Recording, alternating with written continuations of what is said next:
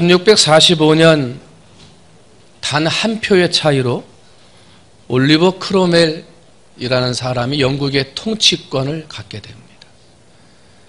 그리고 그로부터 1년인 1649년 단 한 표의 차이로 영국 왕 찰스 1세가 처형을 당합니다. 1776년 단 한 표 차이로 미국에서 독일어가 아닌 영어가 나라의 언어로 채택이 됩니다. 1923년 단 한 표의 차이로 아돌프 히틀러는 나치당을 장악하게 됩니다. 한 표의 차이로 세계의 중요한 역사적인 일들이 이루어졌음을 우리는 보게 됩니다. 그 한 표는 한 사람의 표였습니다. 한 사람. 때문에 한 사람이 굉장히 소중하고 한 사람이 정말 중요하다. 역사가 혼란하고 시대가 중요할 때일수록 더욱 한 사람은 더욱 중요한 것을 우리에게 이야기해 주고요.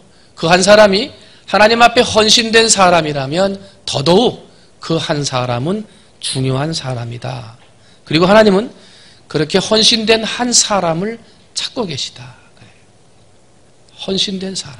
여러분, 하나님 앞에 헌신된 하나님의 인물이 되시기를 주님의 이름으로 축원을 드립니다. 하나님의 인물. 사람들이 만나서 얘기하면 어디를 가나 하는 얘기가 있어요. 사람이 없다 말이지. 더 쉽게 말하면 일꾼이 없다. 인재가 없다. 아, 왜 여기에는 이렇게 지도자가 없냐 하고 입버릇처럼 이야기를 해요. 젊은 사람들은 일할 직장이 없다고 그러고 회사를 우리는 사장님들은 일할 일꾼이 없다고 그래요. 이 어떤 말이 맞는 거예요? 젊은 사람들은 일할 데가 없다고 그러고 사업을 하는 사람들은 일할 일꾼이 없다고 그러고 교회는 커지는데 연말 연시 때만 되면 일꾼이 없다 그래요. 일꾼이. 사람은 많은데 일꾼이 없다. 도산 안창호 선생님이 언젠가는 사람들이 왜 이렇게 지도자가 없고 인물이 없냐 하고 사람들이 불평하는 말을 하니까 그 말을 듣고 유명한 말을 남겼어요. 우리 중에 인물이 없다고 하는 것은 네가 인물이 되려고 노력하지 않았기 때문이다. 우리 중에 인물이 없다고 말하지 말고 너가 그 필요한 인물이 되도록 노력하거라.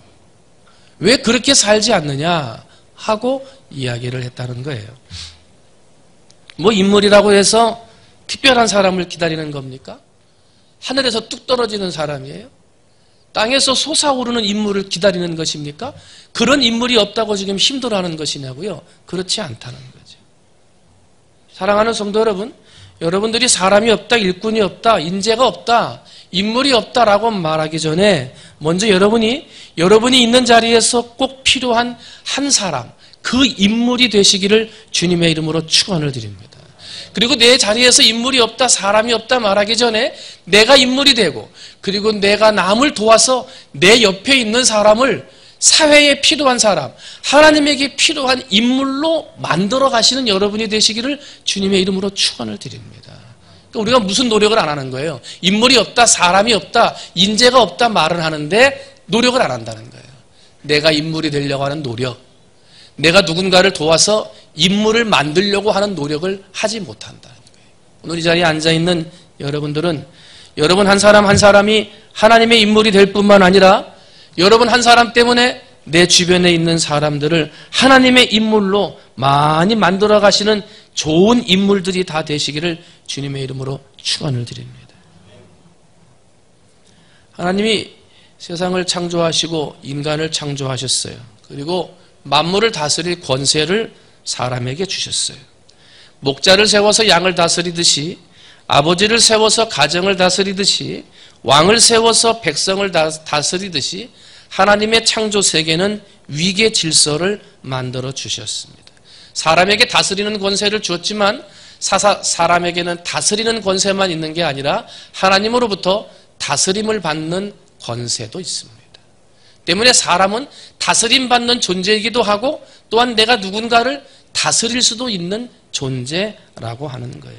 그러나 그러한 하나님의 질서 안에서 다스리려고만 하고 다스림 받으려고 하지는 않는다든지 아니면 하나님으로부터 아니면 내 위 상관으로부터 다스림을 받기는 하는데 나는 누군가를 다스리는 걸 하지 않으려고 한다든지 이거는 하나님의 질서에 어긋나는 거라는 거예요.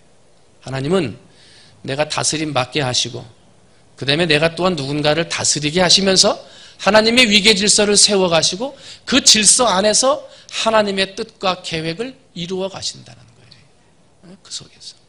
여러분 어느 자리에 있든지 여러분이 하나님의 질서 안에서 잘 다스림 받기도 하고 또한 필요한 자리에서 잘 다스릴 줄도 알아서 여러분이 하나님이 쓰시고자 하시는 인물, 하나님의 뜻을 이루어가는 인물들이 되시기를 주님의 이름으로 축원을 드립니다. 오늘 본문을 들어가 보니까 하나님께서 이스라엘 백성을 애굽으로부터 구원하시고 가나안 땅으로 인도하셨어요. 그 다음에 사사들을 통해서 직접 말씀하시며 이스라엘들을 다스려 주셨죠. 그런데 이스라엘 백성들이 가만히 주변을 봤더니 사람의 왕, 눈에 보이는 사람이 다스리는 나라가 더 강성하고 잘 사는 것 같이 보여요. 하나님이 다스리는 게 더 좋은 건데. 그리고 위계 질서는 하나님이 다스리고 우리가 또 누군가를 다스리는 것인데 그 질서를 깨트리고 하나님한테 간청하죠. 우리에게도 왕을 세워달라. 그래서 하나님께서 그들의 청을 들으시고 이스라엘 위에서 첫 번째로 왕을 세우시는데 그 왕의 이름이 사울 왕이고 그 사울 왕을 선택하는 과정이 오늘 본문 말씀에 나와 있어요. 그러면 하나님은 어떤 인물을 왕으로 선택하시는가? 이 사울이라는 사람이 어떤 인물이었기에 하나님의 인물, 하나님의 계획하심에 쓰임받는 선택하는 사람이 되었는가? 이걸 좀 살펴보면서 오늘 이 자리에 앉아있는 여러분들도 하나님 앞에 선택받는 하나님의 인물이 되시기를 주님의 이름으로 축원을 드립니다.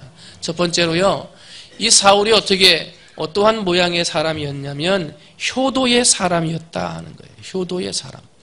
오늘 3절 말씀 봤더니 사울의 아버지 기스가 암나기들을 잃고 그의 아들 사울에게 이르되 너는 일어나 한 사환을 데리고 가서 암나기들을 찾으라 그랬어요. 사울의 집에 문제가 생겼어요. 재산 목록 1호라고 할 수 있는 암나기들을 잃어버린 거예요.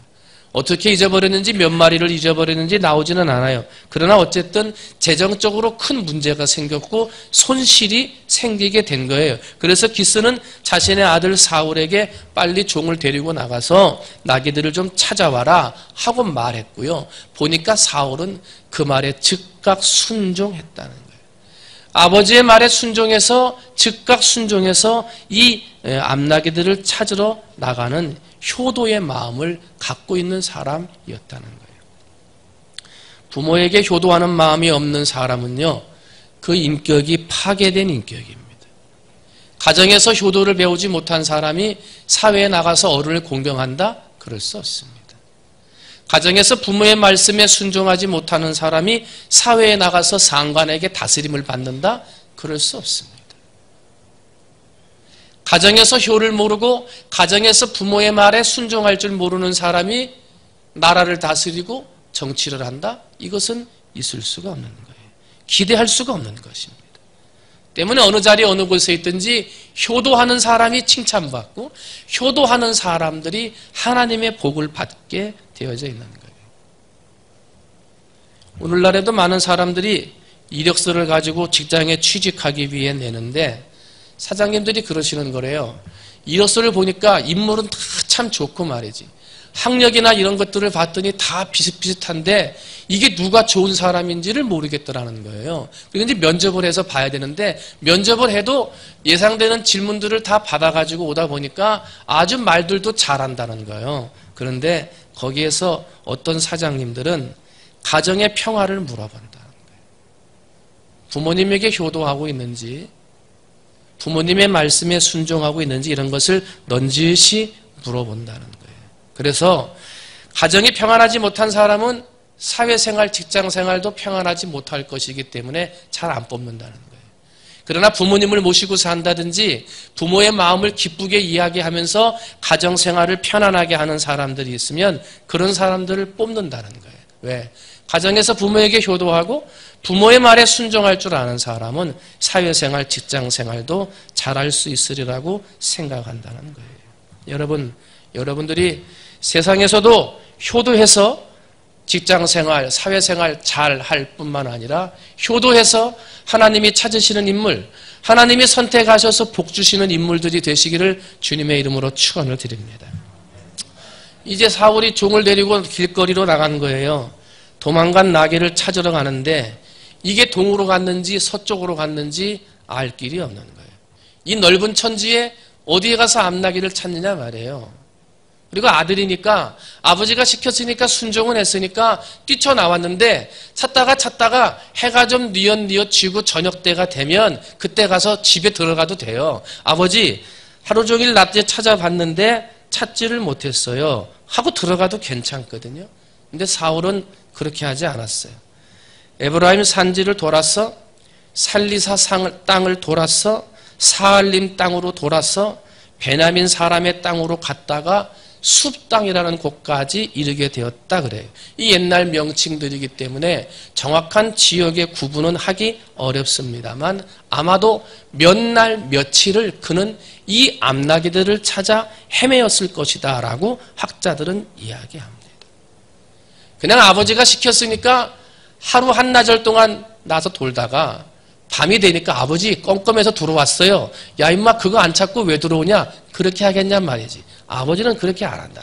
그런데 그렇게 해서 저녁에 들어가도 괜찮은데 이 사울은 그렇게 하지 않았다. 최선을 다해서 아버지의 마음에 맞는 아버지에게 효도하는 그러한 노력과 충성을 보여주는 인물이 바로 사울이었다는 거예요. 최선을 다하는 부모의 말씀에 진심으로 순종할 줄 아는 복이 드문 효자가 바로 사울이었다는 거예요. 이 땅을 찾아다니면서 성경을 보니까 두루 다녀보았으나 하는 말이 3번이나 나와요.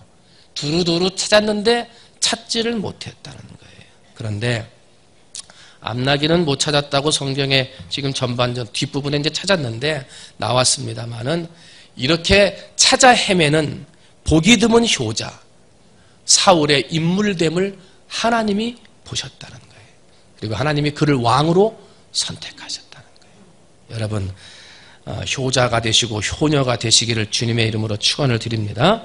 두 번째로 사울은 또 어떤 인물이었느냐?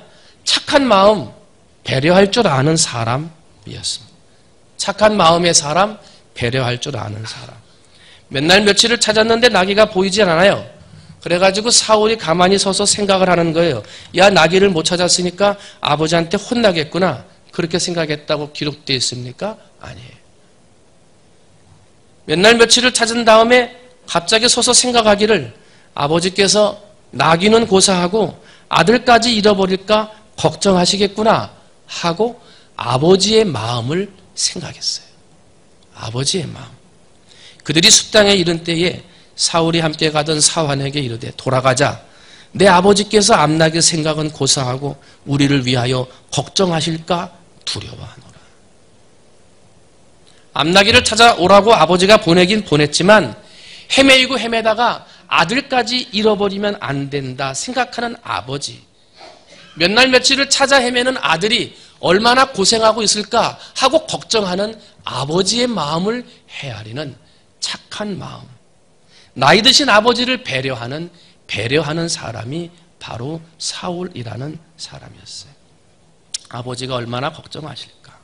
그래서 아버지의 마음을 생각하고 집으로 돌아가기로 생각을 한 거죠. 이런 착한 마음, 배려하고자 하는 사람의 모습을 보시고 하나님이 그를 인정하셨던 거예요.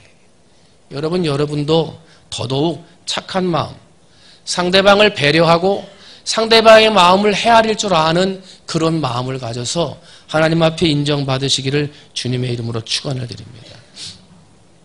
들에서 풀을 뜯어먹고 사는 소하고 산에서 짐승을 잡아먹고 사는 사자하고 서로 사랑했습니다. 그래가지고 둘이 만나다가 결혼을 했어요. 야, 우리 서로 사랑하니까 서로에게 최선을 다하자. 그래가지고 소가 사자에게 최선을 다한다고 들에 가가지고 자기가 볼 때 제일 싱싱하고 맛있는 풀을 잔뜩 뜯어다가 사자 앞에 먹으라고 갖다 놨어요. 사자는 짐승을 먹어야 되는데 이 풀을 갖다 놓으니까 먹기는 싫었지만 또 이게 소가 갖다 준 거니까 어때? 마지 못해서 그 풀을 몇 입 먹었어요. 그 다음 날은 사자가 들판에 튀어나가가지고 짐승 토끼를 잡아가지고 피가 철철 흐르는 그 토끼를 탁 소에다가 갖다 주면서 최선을 다해서 음식을 차렸어요. 소는 풀을 뜯어 먹어야 되는데 이 토끼를 갖다 주니까 먹기가 참 불편했지만 그래도 사자가 갖다 준 거니까 먹었어요. 하루가 지나고 이틀이 지나고 며칠이 지나고 사자가 풀 먹는 것도 하루 이틀이지, 소가 살아있는 것을 먹는 짐승을 먹는 것도 하루 이틀이지. 이게 서로 안 맞은 거예요. 그걸 가지고 서로 얘기하다가 다퉜어요. 그리고 나서 서로 헤어지자 그랬어요. 헤어졌습니다. 그리고 헤어진 다음에 이야기하는 것이 있어요. 나는 너에게 최선을 다했다.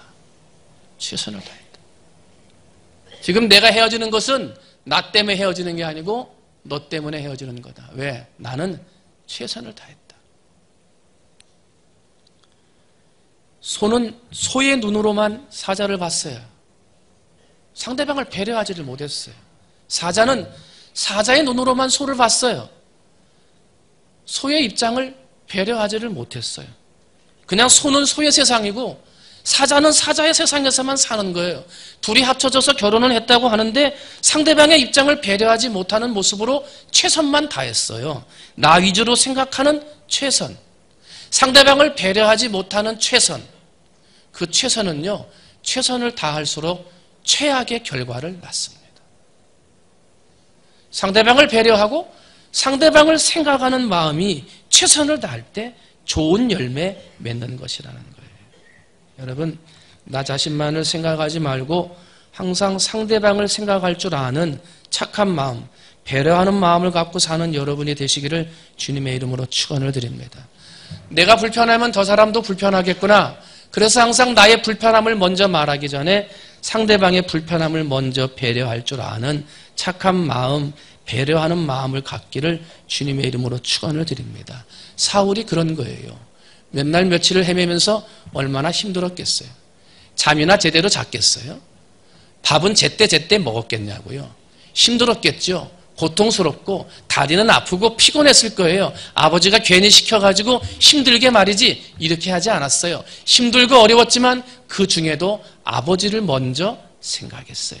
아버지를 먼저 배려하고 아버지를 먼저 생각하는 착한 마음, 그 인물됨을 하나님이 보시고 그를 뽑으신 거예요. 마지막 세 번째는 사울은요, 남의 말을 듣고 수용할 줄 아는 여유의 사람이었다는 거예요. 남의 말을 듣고 수용할 줄 아는 사람. 아버지한테 가야 되겠다 그러니까 열왕기하 9장 6절 오늘 본문 보니까요. 그가 대답하되 보소서 이 성읍에 하나님의 사람이 있는데 존경을 받는 사람이라. 그가 말한 것은 반드시 다 응하나니 그리로 가사이다. 그가 혹 우리가 갈 길을 가르쳐 줄까 하나이다. 지금 누가 얘기하는 거예요? 사환, 종이 얘기하는 거예요. 누가 주인이에요? 사울이 주인이에요. 지금 말하는 사람은 종이에요.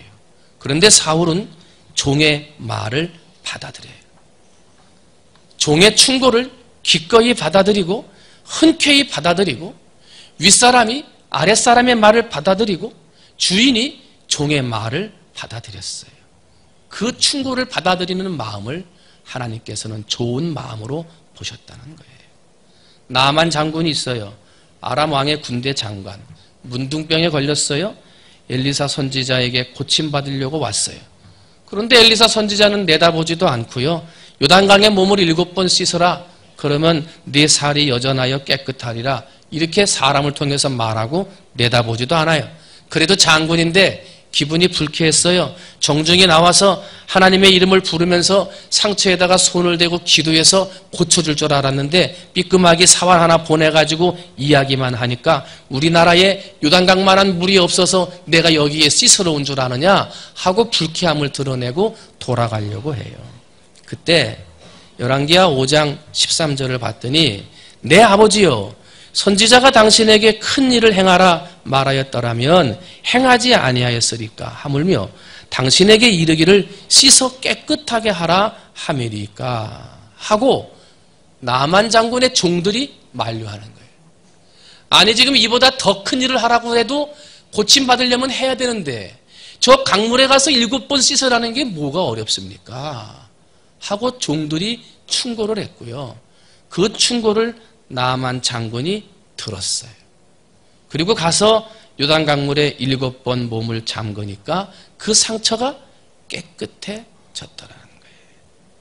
아랫사람의 충고를 받아들일 줄 아는 사람, 아랫사람의 충고를 받아들일 수 있는 여유와 마음을 가지고 있는 인물, 그 인물이 사울이었고요. 그래서 하나님이 그를 선택하셨다는 거예요.